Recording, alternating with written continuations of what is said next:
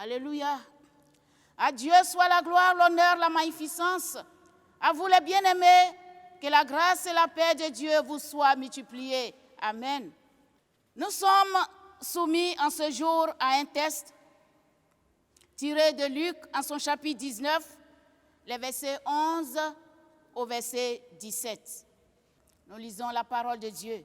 Il écoutait ces choses et Jésus ajouta une parabole parce qu'il était près de Jérusalem et qu'on croyait qu'à l'instant, le royaume de Dieu allait paraître. Il dit donc, un homme de haute naissance s'en alla dans un pays lointain pour se faire investir de l'autorité royale et revenir ensuite. Il appela 10 de ses serviteurs, leur donna 10 000 et leur dit, faites-les valoir jusqu'à ce que je revienne.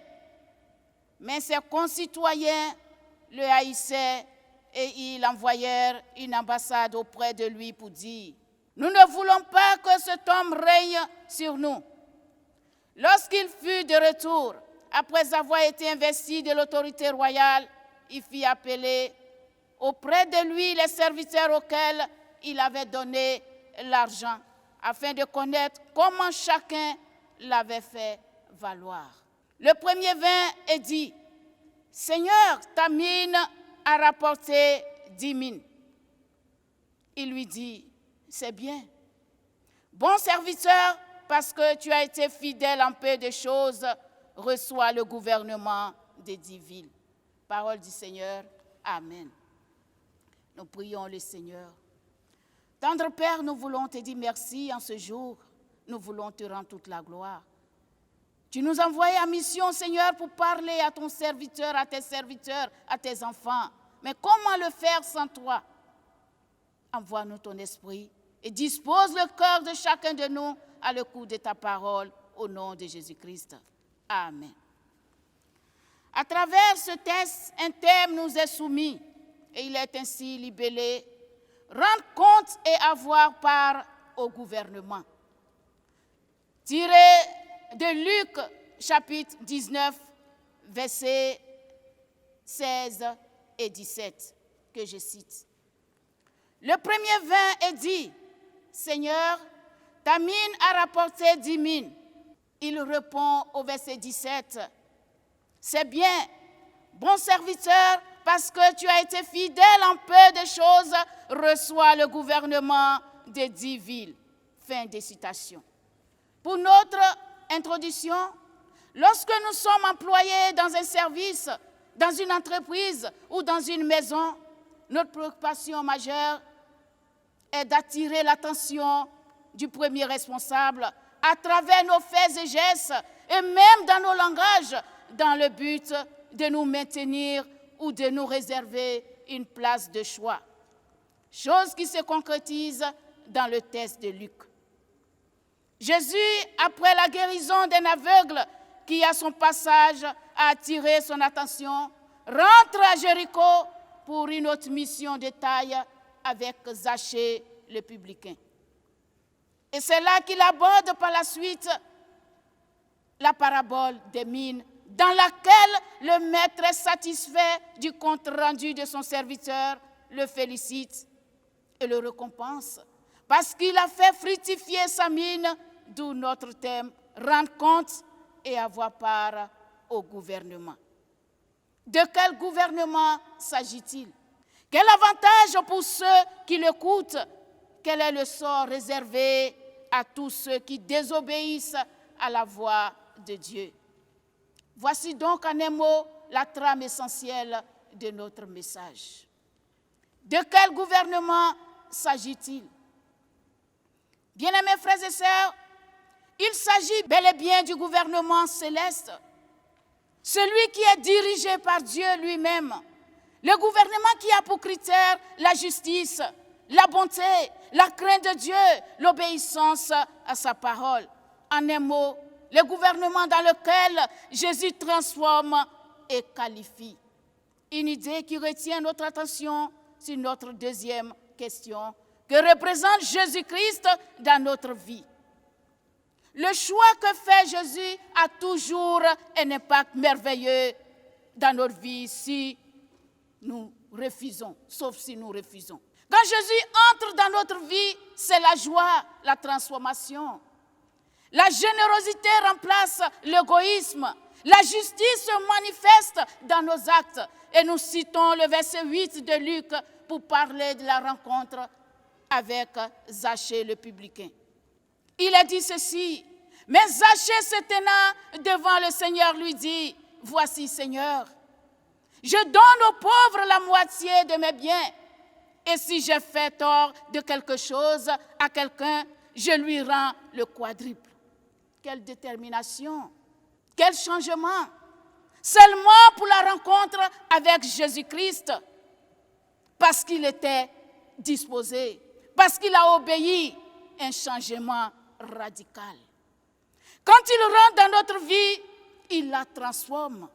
La mission de Jésus-Christ sur la terre sauve les hommes des péchés qui les maintiennent. Jésus sait qui éprouve le besoin de le reconnaître. Alors il n'hésite pas à l'accepter à sa suite. Il le compte à cet instant parmi ses élus. Dieu confie à chacun de nous une mission. Et c'est donc à la suite de cette mission bien faite qu'il récompense chacun. Lorsque nous travaillons bien dans son champ, il nous confie davantage de tâches. Il nous élève, idées soutenues par notre thèse de méditation. Le texte de Genèse, en son chapitre 39, les versets 4 et 5, renchérit pour situer l'histoire de Joseph. La Bible dit que Joseph trouva grâce aux yeux de son maître qu'il employa à son service. L'établit sur sa maison. Il lui confia tout ce qu'il possédait. Et le verset 5 nous dit, dès que Potiphar lui établit sur sa maison et sur tout ce qu'il possédait, l'Éternel bénit la maison de l'Égyptien à cause de Joseph, parce qu'il craignait Dieu, parce qu'il obéissait à Dieu. Même étant dans sa maison pendant qu'il travaillait, bien-aimé, Dieu récompense chacun selon le travail qu'il aura fait. Le résultat sera le critère principal des hommes.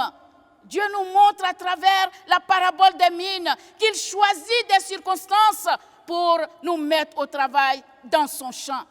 Notre zèle, notre détermination, notre obéissance à sa parole engendre des grâces et bénit également notre entourage. Aujourd'hui, nous sommes partout, nous travaillons partout, peut-être sans le savoir que nous sommes dans le plan de Dieu, ou du moins dans son champ. Alors chacun de nous choisit de mener la vie qui lui semble bon.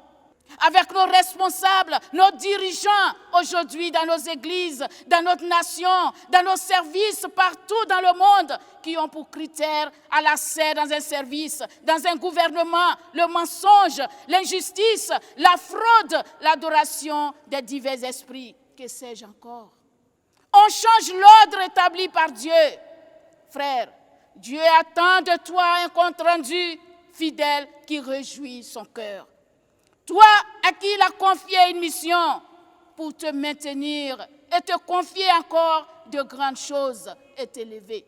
Mais pas un compte rendu avec fraude, pas un compte rendu avec arrogance, avec désobéissance, comme le cas de ces serviteurs méchants avec des propos incontrôlés. Seigneur, voici ta mine que j'ai gardée dans un linge, car j'avais peur de toi.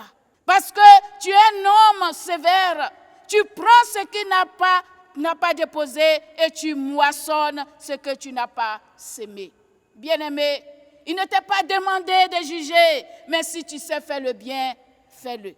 Ce méchant serviteur a été blâmé sévèrement. Le verset 24b de Luc nous dit, « ôtez-lui la mine et donnez-la à celui qui a 10 000. » Dieu a établi des hommes, des personnes. Il les a confiés des missions pour rendre un meilleur et fidèle compte. Mais hélas, c'est le désordre. L'apôtre Paul nous enseigne ceci.